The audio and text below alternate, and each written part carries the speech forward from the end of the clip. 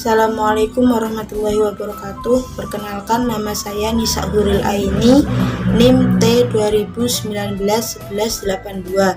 Di sini saya akan menjelaskan tentang karakteristik peserta didik usia SMP dan SMA.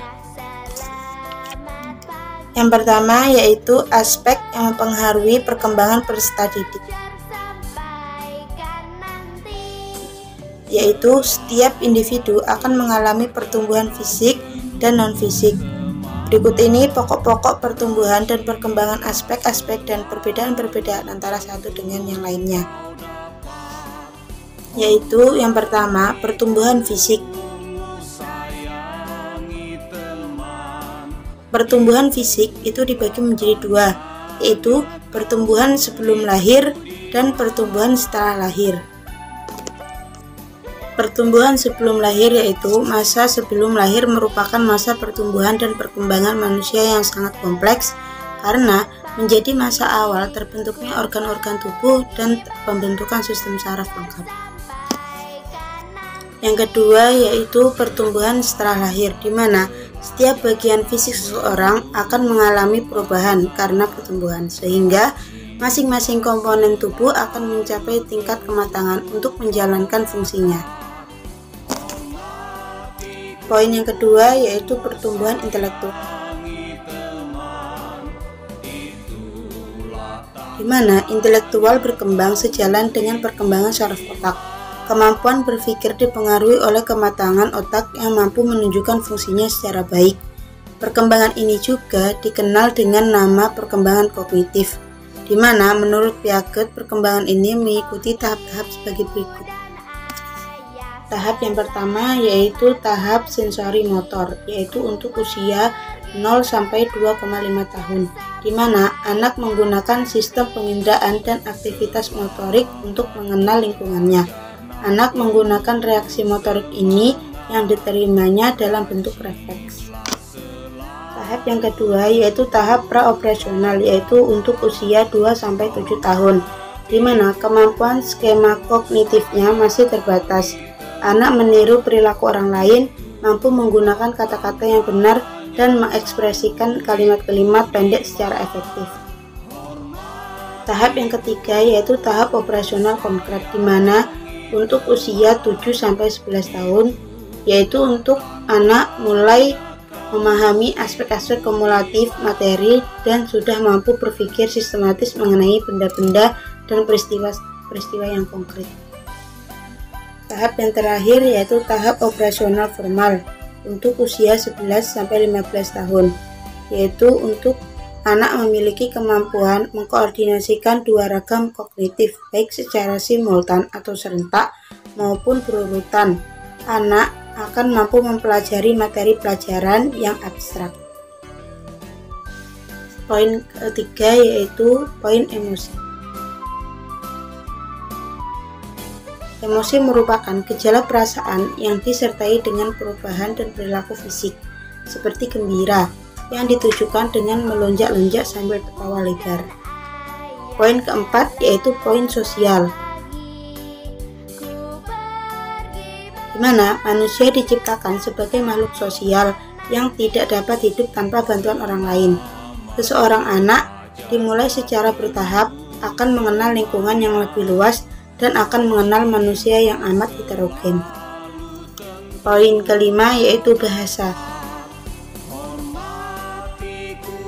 di mana bahasa sebagai alat komunikasi yang digunakan untuk menyampaikan isi pikiran kepada orang lain. Poin keenam yaitu bakat khusus, di mana bakat merupakan kemampuan tertentu yang dimiliki seseorang yang hanya dengan rangsangan atau sedikit latihan, kemampuan itu akan dapat berkembang dengan baik. Poin terakhir yaitu sikap, nilai, dan moral, di mana semakin tumbuh dan berkembang fisik dan psikisnya, anak mulai dikenal terhadap nilai-nilai yang awalnya pengenalan nilai dan perilakunya masih bersifat paksaan, namun seiring berkembang inteleknya, anak mulai mengikutinya. Materi kedua yaitu materi karakteristik siswa SMP dan SMA, di mana sesuatu pembelajaran terjadi apabila terdapat interaksi antar guru dan siswa. Dalam berinteraksi, guru memahami karakter siswa untuk menciptakan suasana yang menyenangkan efektif dalam pembelajaran. Siswa SMP dan SMA merupakan individu yang tertolong pada periode remaja. Remaja merupakan masa transisi dari periode anak-anak menuju dewasa, di mana individu mengalami pengembangan biologis, moral, dan agama. Masa remaja untuk usia 12-21 tahun merupakan masa perlahan antara masa kehidupan anak-anak dan masa kehidupan orang dewasa. Masa remaja sering dikenal dengan masa pencarian jati diri. Masa remaja ditandai dengan sejumlah karakteristik penting, yaitu 1. Mencapai hubungan yang matang dengan teman sebaya. 2. Mendapat, menerima, dan belajar peran sosial sebagai pria atau wanita yang dijunjung tinggi oleh masyarakat. 3. Menerima keadaan fisik dan mampu. 4. Mencapai kemandirian emosional dari orang tua dan orang dewasa lainnya. 5. Memilih dan mempersiapkan karir di masa depan sesuai dengan minat dan kemampuan. 6. Mengembangkan sifat positif terhadap pernikahan, hidup keluarga, dan memiliki anak. 7. Mengembangkan keterampilan intelektual dan konsep-konsep yang diperlukan sebagai warga negara. 8. Mencapai tingkah laku yang bertanggung jawab secara sosial. 9. Memperoleh kesepakatan nilai dan sistem etika sebagai pedoman dan tingkah laku. Yang terakhir, mengembangkan wawasan keagamaan, meningkatkan religius. Materi selanjutnya yaitu implikasi karakteristik peserta didik usia SMP dan SMA terhadap pembelajaran. Yang pertama yaitu karakteristik perkembangan fisik dan perilaku psikomotorik, yang artinya perkembangan psikomotorik saat pada masa remaja menunjukkan gerakan-gerakan yang canggung dan kurang terkoordinasikan. Pada masa ini terjadi perbedaan perkembangan psikomotor antar perkembangan remaja putri dan remaja putra. Perbedaan proporsi laju pertumbuhan antara berat badan dengan tinggi badan sering menimbulkan akses psikologis seperti di tiang listrik bagi yang terlalu tinggi dan lain-lain. Akibatnya, keadaan remaja tersebut dapat menimbulkan penolakan diri.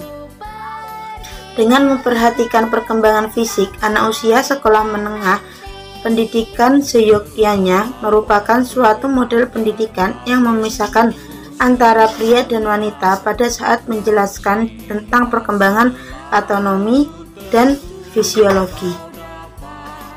Yang kedua yaitu karakteristik perkembangan bahasa dan perilaku kognitif, di mana dalam hal ini perkembangan kognitif siswa sekolah umum telah mampu mengoperasikan kaidah-kaidah logika formal seperti asosiasi, diferensiasi, komparasi, dan hubungan sebab akibat meskipun masih bersifat abstrak dan relatif terbatas. Yang ketiga yaitu karakteristik perilaku sosial, moralitas, dan keagamaan, di mana perilaku sosial siswa sekolah menengah adalah adanya kecenderungan ambivalensi keinginan menyendiri dengan keinginan untuk bergaul dengan banyak teman.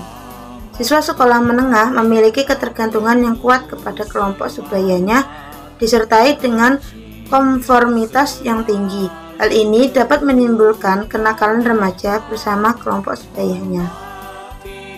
Implikasi dari perkembangan perilaku sosial, moral, dan keagamaan anak usia menengah adalah pendidikan hendaknya dilaksanakan dalam bentuk kelompok-kelompok belajar atau perkumpulan remaja yang positif. Sekolah hendaknya menciptakan suasana dan menyediakan fasilitas yang memungkinkan terbentuknya kelompok-kelompok remaja yang mempunyai tujuan dan program-program kegiatan yang positif berdasarkan minat siswa.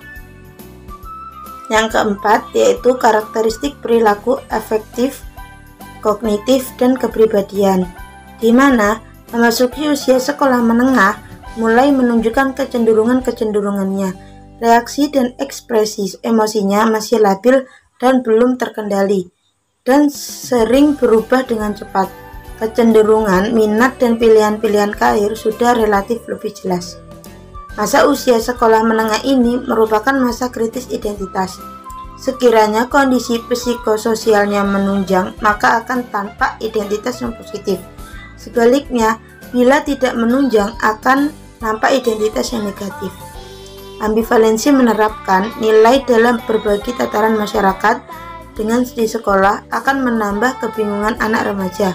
Oleh karena itu, guru hendaknya memberikan peluang bagi anak usia sekolah menengah untuk belajar bertanggung jawab.